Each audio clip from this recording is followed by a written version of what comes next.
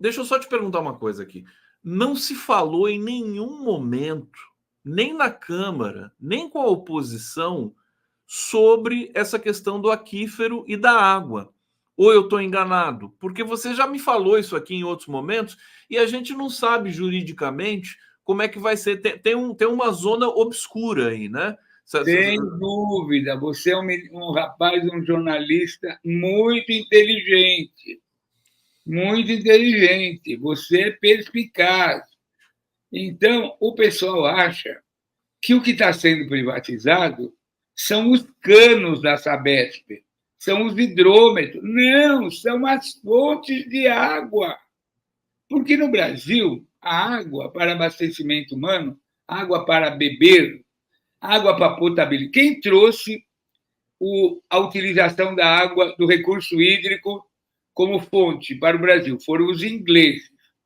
Os ingleses vieram montar o sistema de saneamento básico? Não. O que os ingleses vieram fazer aqui no Brasil? Montar as hidroelétricas. Quando estava terminando o Império, Dom Pedro era muito culto, Dom Pedro II, ele começou a fazer um plano nacional de ferrovias. Para ter ferrovias, precisava ter energia elétrica. Então, as primeiras águas foram usadas como geração de energia elétrica. A água potável, a fonte de água para abastecimento humano, veio bem depois. Tanto é que aqui em São Paulo, que é o maior complexo de represas, as 3 represas construídas pelos ingleses, que era a Light na época, chamava Companhia Light, é a represa Billings, Guarapiranga e Rio Grande. As 3 empresas, as 3 barragens, as 3 represas.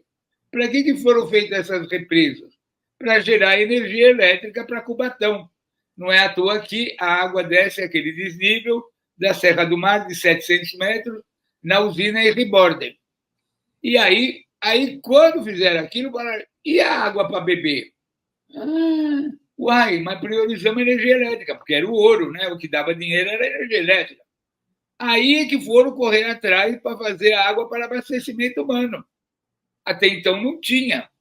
Até então era o posto Boca Larga, o posto Caipira, com aquela carretilha. Depois posto artesiano?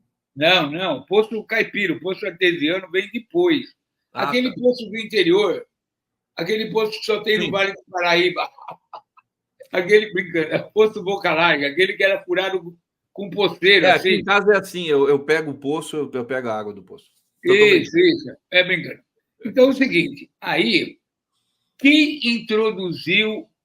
Aí no Brasil começou a furar poço artesiano, aí começou. Aí, quando a ditadura veio para valer, quem veio para o Brasil pesquisar água subterrânea? As empresas israelenses. Como era o nome da empresa? Tahal Engenharia, T-H-T-A-H-A-E-L. E eles vieram trabalhar onde? No DAEE, no Departamento de Águas e Energia Elétrica. Você é do Vale do Paraíba, você sabe que aí em Pinda, terra do Geraldinho, é que tinha a primeira unidade da EE. E aí os israelenses vieram e eles fizeram o primeiro mapa de água subterrânea do estado de São Paulo.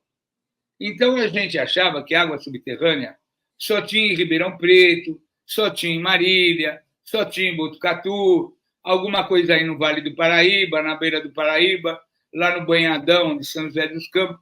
Aí os caras falaram, não, vocês estão em cima do mar de água subterrânea, que a gente chamava de aquífero Botucatu, porque Botucatu era um deserto, que tem aí em Botucatu aquelas, quando a gente passa na Castelo Branco, aquelas esculturas de pedra, era um deserto.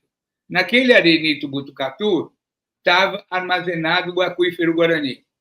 Pois bem, os israelenses mostraram para a gente, eu fazia parte dessa equipe, com aqueles geólogos fantásticos, Ivone, o professor Aldo Rebouças, todo aquele pessoal da Sudene, que veio do Nordeste, que aprendeu com os franceses, porque quem foram os primeiros caras que entendiam de água subterrânea e água mineral no mundo? Os franceses. Por quê? Olha aí, maravilha, Conte. Olha o tamanho do aquífero Guarani. Ó. Não, Diogo, eu não sabia. Eu achava que o aquífero Guarani ele se restringia ali mais à região do Paraná, Paraguai, Rio Grande do Sul. Não! É praticamente vai até o Mato Grosso, meu Deus do céu. É gigantesco. Lógico, lógico, vai até o Pantanal.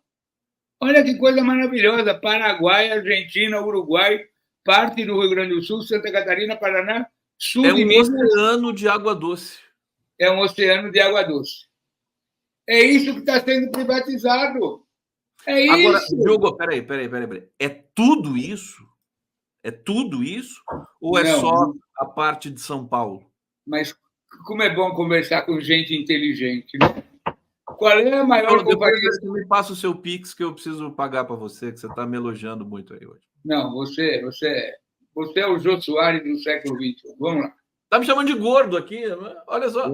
Você é o Jô Soares do Me século XXI. chamando de gordo ao vivo. Que coisa horrorosa, Diogo. Não é gordo. Sabe o que é? Sabe por que o seu programa dá certo? Porque você valoriza a inteligência, sua educação, sua cultura, seu acolhimento. Isso não tem preço. Mas depois a gente fala. Vamos lá. Vamos voltar. Então, você falou assim, Adriano, como você é meio siderado, assim, está metido naquela época do imperialismo, você viu, ó, no Vale do Paraíba, aí no teu Vale do Paraíba não tem aquífero Guarani. Não tem. Aqui não Não tem. tem, não. É só mais para o interior. Aí é outro aquífero, é um pequeno aquífero local. Muito bom, por sinal. Bom, aí que eu queria falar. Por que São Paulo é a joia da coroa, querido? Você ganhou São Paulo, você ganhou o Brasil. Você ganhou o sistema de saneamento em São Paulo, você ganha Paraná, Santa Catarina, Rio Grande do Sul e Alhures. Olha lá. Onde está a joia da coroa? Está aqui, ó. São Paulo. Qual vai ser o segundo? É um dominó. É um dominó.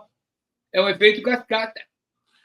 Você vai ver que amanhã o Ratinho Júnior vai mandar um projeto de privatização do aquífero da Sanepar.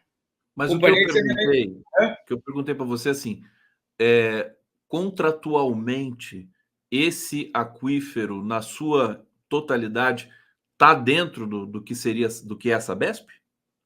Então, ótima pergunta. Onde está contido os aquíferos? No capítulo da outorga. O que quer dizer outorga?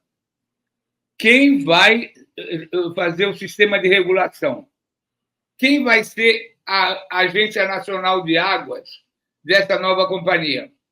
Vai ter um agente regulador que vai permitir a perfuração de poços para abastecimento humano. A privatização da Sabesp engloba essa autorização de captação de águas superficiais e subterrâneas. É isso. Por exemplo, vamos fazer uma analogia que daqui a um pouco vem o gênio da humanidade estrela. Se você privatiza a Petrobras, você vai só privatizar as refinarias, os tubos, a distribuição? Não. Você vai privatizar o pré-sal. Mas o que está embaixo. Peraí. O que está embaixo da terra, eu me lembro de ter lido isso em algum momento. Que está embaixo da terra é patrimônio do povo brasileiro, que é do país, soberania do país. Da União. Da União, exatamente.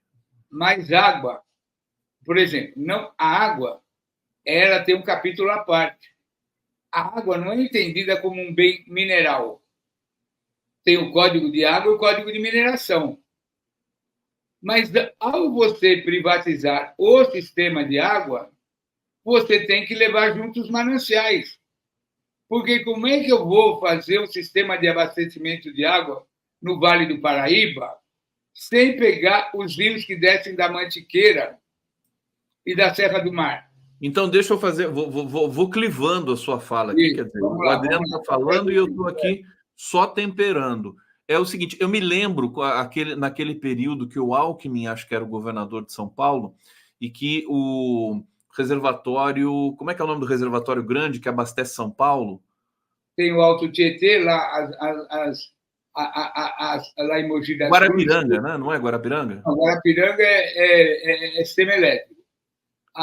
Tem aquele aqui perto de Mogi das Cruzes, aqui perto de esse sistema dessa barragem, que é o Grande Manancial, aqui perto de Atibaia. Mas eu me lembro que naquele. Estava lá no. Como é que se chama? No ponto. Não é o ponto morto, é no regime morto. Eu estava na base da base que não podia bombear mais. Estava 13%, alguma coisa assim. Essa água é só para energia elétrica, quer dizer, o consumidor no estado de São Paulo não consome água de rio para consumo? Então, não, você pegou. Até tem uma observação aí de que a outorga fica com o DAE e não com a Sabesp. Um ouvinte falou. Vamos lá. No começo, a água para abastecimento humano era retirada do sistema elétrico. Aí, com a criação, o DAE, Departamento de Águas e Energia Elétrica do Estado de São Paulo, e a Sabesp, são construídas as primeiras barragens de água para consumo humano, que essa barragem tem aquelas da cabeceira do Tietê, lá em Mogi das Cruzes, Salesópolis, e tem essas aqui perto de Atibaia e tal, que é só para consumo humano, da Grande São Paulo. Porque cada região, por exemplo, o Vale do Paraíba, tem a Salesópolis, cada região. São Paulo é dividida em 16 regiões administrativas. Bauru, Araçatuba, São José do Rio Preto, Campinas, Marília, Rio Preto, Barreiro. Cada região tem um sistema próprio de abastecimento d'água. Pois bem, antigamente só se fazia abastecimento de água para consumo humano a partir de água superficial. Aí, quando foi descoberto o Guarani, a água subterrânea, como é chamado o Guarani, foi incorporada ao sistema de abastecimento. Quem furava os poços do Guarani? A Sabesp. Aí o nosso ouvinte vai falar, Adriano, você está fazendo confusão. Quem tem a outorga, o que é a outorga? Quem faz a concessão, a autorização para você furar um poço é um ente regulador. Qual é o ente regulador? O DAE. Aí eu pergunto, como é que você vai comprar uma companhia de saneamento e você não vai comprar os poços artesianos e o direito de perfurar?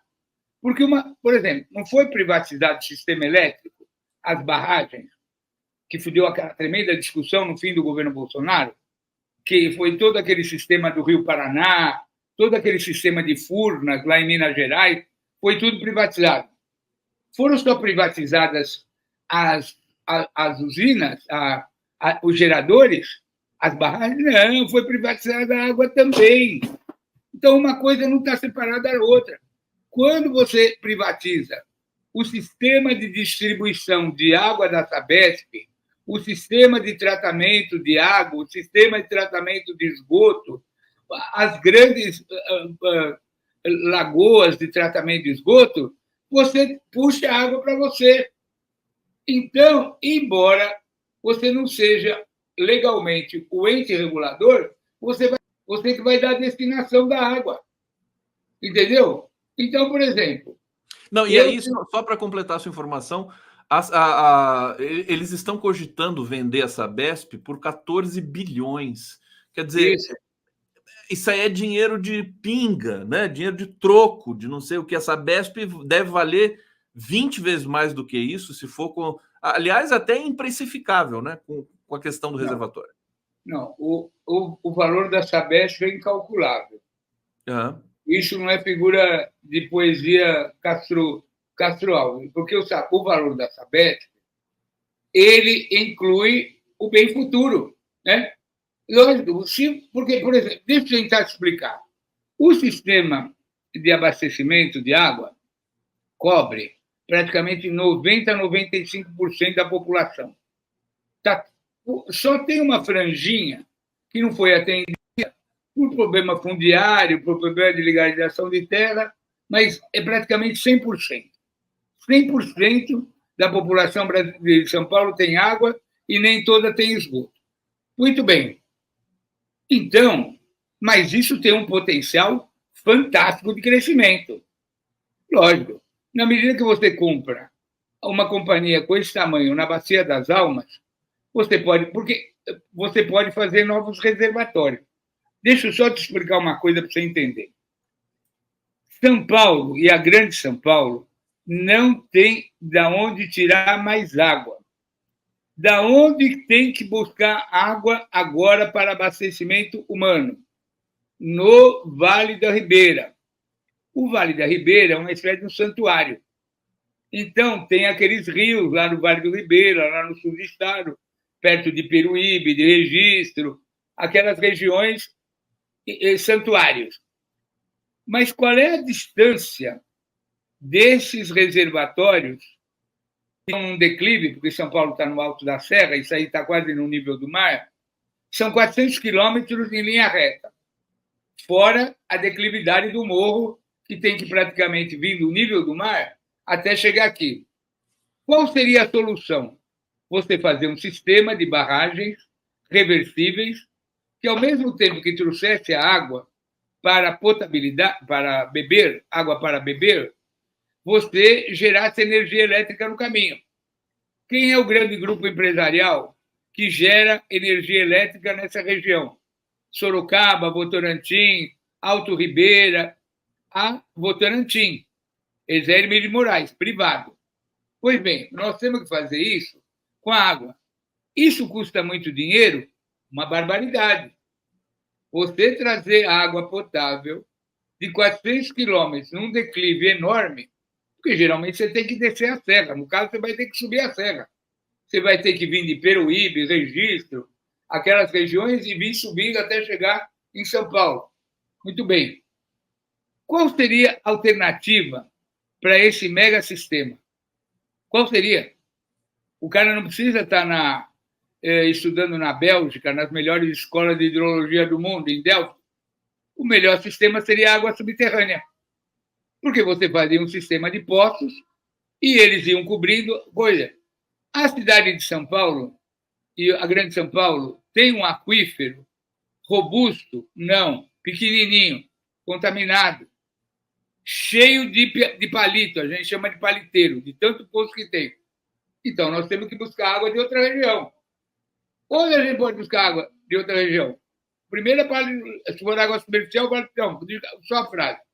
Senão, você tem que usar água do aquífero Guarani.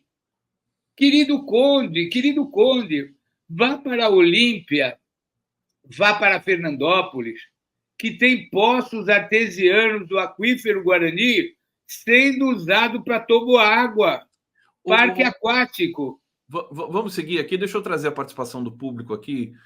Diogo, o pessoal está até trazendo perguntas para vocês aqui, para você, meu querido Diogo.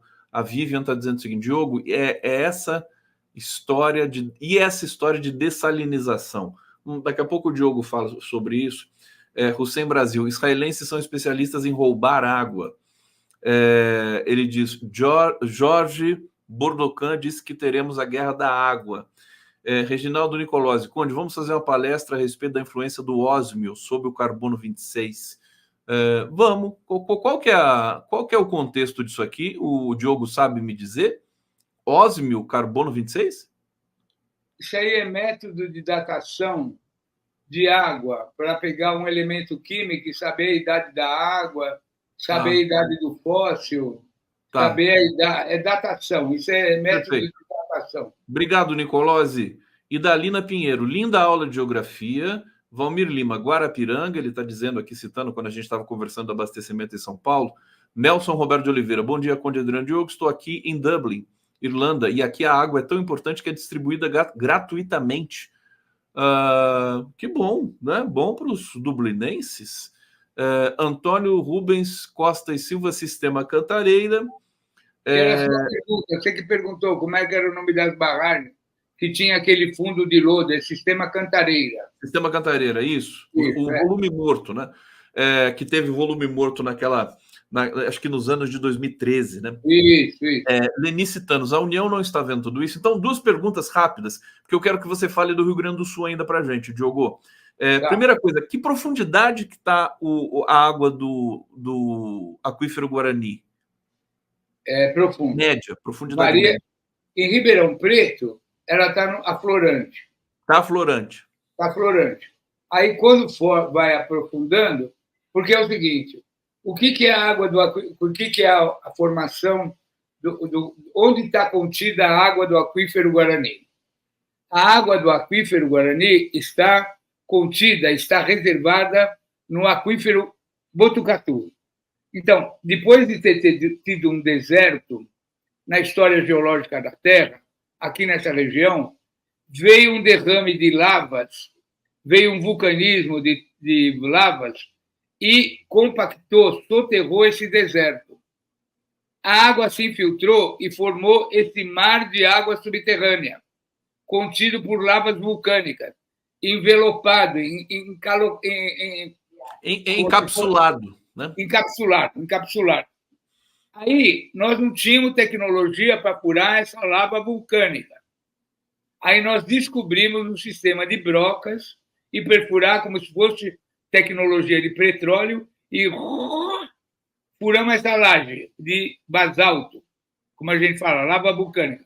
E aí, dentro do aquífero, desse aquífero Botucatu, nós encontramos um mar de água subterrânea que foi dado o nome de aquífero Guarani. Mas ele é danado, você não me respondeu qual que é a profundidade média, tirando o Botucatu e Ribeirão Preto. Varia. 100 metros, 1000 metros? Varia. Não, isso aí, boa pergunta. Em Ribeirão, ele está no nível da rua, do chão. Conforme vai mergulhando, quer dizer, conforme vai entrando, ele vai variando. Tem no que está 800 metros de profundidade, 1000 metros de profundidade, varia conforme a localização. Ele está numa profundidade dependendo da laje de basalto, de rocha vulcânica, que o compactou. Não é nada de 3, 4 mil metros. É 700, 800, é por aí, a média. Perfeito. Agora, a Lenice está perguntando aqui, a União não está vendo tudo isso, e aí eu queria que você também fosse breve, justamente para a gente poder falar do Rio Grande do Sul, meu querido Diogo. Assim, vou parafrasear a Lenice aqui, né? O governo, a União, né? O governo federal não tem que... por exemplo, eu estou pensando em acionar o STF já para essa questão da Sabesp. Como é que a gente vai fazer? Essa é a pergunta do dia. Essa é a pergunta do dia. O que a União está fazendo? O que o governo federal está fazendo? Até onde eu sei, nada. Nada. O que a Agência Nacional de Águas está fazendo? Nada. Entendeu? Então, porque vai falar, não, como nós estamos na democracia, se os caras fizerem o rito parlamentar de aprovação, passou batido. Agora, não é que não está fazendo nada agora. Já não estava fazendo nada. Antes, Nunca fez nada. Ficou só assistindo. Não, porque eu acho que, assim, pelas características que você descreve aqui do aquífero Guarani, e o Brasil tem mais 2 aquíferos gigantescos, né? Tem o Alter do Chão e Isso. Tem mais um que descobriram agora, né? Que eu não me lembro o nome. Lá perto da Ilha do Marajó, lá perto do... que não é o Alter do Chão, é um outro da Amazônia. É um outro da Amazônia. Fora a Amazônia, que é o maior rio de água doce. Fora a água superficial da Amazônia e a água subterrânea da Amazônia. Já era tempo da gente... como é que eu posso dizer assim? Estabelecer legalmente essa água, né? Pelo que está vindo aí no mundo, né? De disputa pela água e tudo mais. Governo, enfim, acho que assim, eu não posso responsabilizar apenas o governo, né, Diogo? A sociedade brasileira está cochilando nesse aspecto, né? Não, porque é o seguinte, Conde, se você mexer com os interesses da Bolsa, porque a Sabesp vai ser a Petrobras dos lucros. Imagina, os bancos, eles estão com a boca desse tamanho para que a Sabesp seja privatizada. Não é à toa que Paulo Guedes, que é um consultor internacional da Banca Internacional das Bolsas, isso aí, as ações da Sabesp já estão em Nova York. A hora que privatizar, vai virar uma Petrobras da água. É isso que está por trás de tudo isso. E quando a gente se der conta disso, não adianta chorar o leite derramado, ou melhor, não adianta chorar a água derramada. Diogo, que aula fantástica! Como é bom poder ter você aqui conosco nessa movimentação, nesse coletivo. Eu quero mostrar agora para o Diogo e para todo mundo que está nos assistindo aqui uma foto tirada agora cedo de Porto Alegre. Olha só, isso aqui é o Beira-Rio, que é uma joia da arquitetura, né? Um estádio belíssimo do Internacional, e as águas já invadiram o CT do Beira-Rio, que é onde os jogadores treinam. Tá aqui, é uma coisa impressionante. Agora vamos falar, a gente falou da água subterrânea, vamos falar dessa água, Diogo, que está caindo sobre o Rio Grande do Sul. Eu vou até mostrar para você aqui, para todo mundo, imagens do satélite que mostram como é que a precipitação ficou ali presa no Rio Grande do Sul, né? Você tem uma bolsa de ar quente que impede que ela suba e ela está exprimida por uma frente fria que chegou e que vai vir outra frente fria agora. Diogo, fala um pouco sobre essa situação para a gente. O que você tem na mão aí, Diogo? O que é esse negócio que você está toda hora aí na mão? Isso aqui é para fazer minhas lives, que eu fico fazendo Parece aquele brinquedinho de que você estica a mão, que você fica pegando as coisas. Esse não existe. Aqui, vamos Diogo. lá. Vamos falar do Rio Grande do Sul. O que está acontecendo no Rio Grande do Sul? É uma catástrofe climática. Mas é uma catástrofe climática que tem a intervenção do ser humano, ou, como dizem meus amigos trotskistas, tem a intervenção do capitalismo, ou, como diz Leonardo Boff, do seu lado cristão. Isso aí é o anúncio do fim do mundo? Sim! Isso aí não é um maremoto, não é um terremoto, não é uma coisa das forças da natureza, que são coisas endógenas, que vêm do fundo da Terra. Isso são alterações climáticas produzidas pelo capitalismo. O que está acontecendo no Rio Grande do Sul é um fenômeno localizado de tantos desequilíbrios ambientais, de tanto desmatamento, de tanto desrespeito às regras da natureza, que criou essas zonas de alta concentração de água com essas precipitações, como já ocorreu em Santa Catarina por várias vezes, essas catástrofes climáticas provocadas pelo céu. Por quê? O Rio Grande do Sul, embora tenha um estado que tem aquela pampa, aquelas planícies fantásticas, úmidas, aquelas coisas lindas, lindas, lindas, e aquelas matas, o Rio Grande do Sul foi totalmente devastado. Então, agora, na medida que chovia, essas águas, os terrenos estavam impermeabilizados, vão criando condições de evaporação, de calor, zonas terríveis de calor que geram essas precipitações. Então, isso aqui não é do capítulo de furacões, ciclones, coisas que não dependem são fenômenos climáticos advindos da alteração provocada pelo capitalismo. É isso que está acontecendo no Rio Grande do Sul. E então, a gente fala, mas o mundo não vai acabar em deserto? Como é que está tendo tanta água? Lógico, você impermeabiliza tudo, tudo, tudo, tudo. Você arranca todas as matas, você elimina todas as nascentes, a hora que a água volta, em vez dela infiltrar, ela faz esse estrago. Então, isso aqui devia ter sido decretado estado de calamidade e emergência climática. Porque não é que o mundo vai acabar. Olha aí.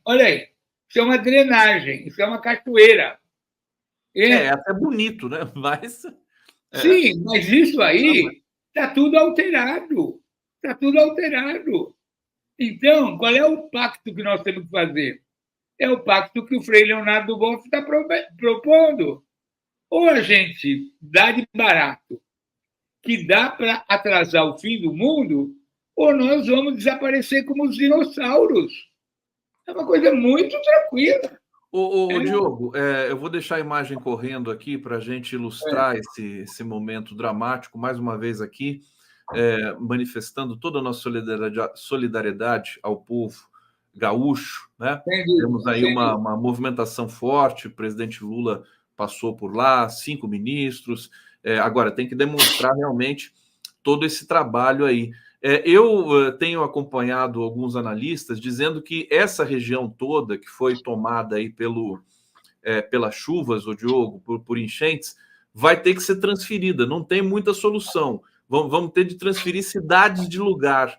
Isso já tem precedente no mundo, né? Eu queria que você falasse um pouco disso, quer dizer, da viabilidade, da complexidade que seria, por exemplo, transportar, né, transferir uma cidade de uma zona baixa, que alaga, para uma zona mais alta. Como é que seria isso, na sua visão? Querido, isso aí tem efeito, você pode fazer compensações, mas o que você tem que fazer é um pacto da reconstituição do clima. O que nós vamos fazer? Imagina quanto custa eliminar cidades inteirinhas. Você está vendo aí, ó, essa ponte, essa drenagem, essas barragens. Como é que você vai reconstruir toda essa infraestrutura? Tem que ter um pacto. Porque vamos tentar conceituar para você entender. Qual é o problema? Vamos pegar uma cidade que nem a cidade de São Paulo, que nós estamos falando aqui. A temperatura média da cidade de São Paulo sobe a cada dia. Então, por exemplo, quando eu fui secretário do Meio Ambiente da cidade de São Paulo, nós calculávamos os gases de efeito estufa produzidos na cidade de São Paulo. Então, o que nós tínhamos que fazer no governo da Marta Suplicy? Medidas mitigadoras. Quer dizer, diminuir a temperatura da cidade, diminuir a emanação de gases de efeito estufa. Quais são as grandes fontes condutoras de calor? São os grandes conglomerados urbanos, esses grandes conjuntos habitacionais, a quantidade de asfalto que tem na cidade e os veículos de motores a diesel, motores a combustão, os aterros sanitários, porque uma cidade é um organismo vivo. Uma cidade, ela tem um metabolismo. De manhã na cidade entram os caminhões cheios de alimentos, de insumos. A cidade consome isso durante o dia e evacua e joga o esgoto e o lixo nos seus rios e nos seus aterros sanitários. A cidade é um organismo vivo. Pois bem, por que tem a marginal na cidade de São Paulo? Porque vem carga do Brasil inteiro, seja de alimento, tudo vem para a marginal. Essa cidade, a Grande São Paulo, no caso, consome tudo isso e joga os seus resíduos. Isso tem uma temperatura. A cada dia que passa, a temperatura da cidade de São Paulo aumenta. Cada dia. Meio grau por ano, meio grau. Então, quem são os brasileiros que calculam a temperatura da cidade? A Universidade Federal do Rio de Janeiro, naquele instituto criado por Zé Pinguelli Rosa, que é o pessoal da COP, do Rio. Você chama o pessoal da COP, desde que eu saí da Secretaria do Meio Ambiente, da cidade de São Paulo, não é medida a temperatura média, desde que a Marta deixou de ser prefeita. Faz 20 anos que eu saí da Secretaria, não tem uma mensuração. Qual é a maior fonte de calor numa cidade? São os escapamentos dos carros. Por isso que tem que ter carro elétrico, ônibus elétrico. Você tem que baixar a temperatura da cidade. Isso vale para o Brasil, porque toda vez que você vai aumentando a temperatura da cidade, o que acontece? Cria esses gases de efeito estufa, as nuvens se concentram e vem a tromba d'água. Adriano Diogo, tem aqui uma surpresa para você, meu querido. Olha só quem o Estrela. Com a Estrela. gente. Ouviu de Vamos cantar o hino nacional? Puta que Vamos cantar o hino nacional aqui para o Guilherme Estrela. Meu Deus, Guilherme Estrela, meu Deus. Não, pô, Adriano, você é uma referência nossa. Pelo amor de Deus, que emoção, Guilherme Estrela. O Adriano está emocionado mesmo, porque E eu também estou, porque o Guilherme Estrela é um patrimônio desse país. O Adriano é que é uma referência nossa. Esse aí tem que ganhar um prêmio Nobel. Dois geólogos. Esse que tinha que ser o presidente da Petrobras, meu, pelo amor de Deus. O homem do pré-sal, meu, ninguém sabe nada de pré-sal. Deixa eu receber o Estrela, então, pelo menos, o Diogo, por favor. Ô, Guilherme Estrela, obrigado por ter vindo aqui. Estou com saudade de você. Sempre é uma inspiração te ouvir. E hoje, muito especial, vou seguir com o Adriano mais um pouco aqui, porque senão ele vai me bater depois. Ele quer ficar um pouquinho aqui, né? Porque é uma honra muito grande. Tudo bom, querido? Como é que você está? Tudo bom, graças a Deus, tudo bem. Espero que estejam bem também. Tá aí. Apesar de tudo. Apesar de tanta coisa, né? A gente melhorando em muitas coisas e tendo desafios gigantescos em outras dimensões. Isso, é verdade.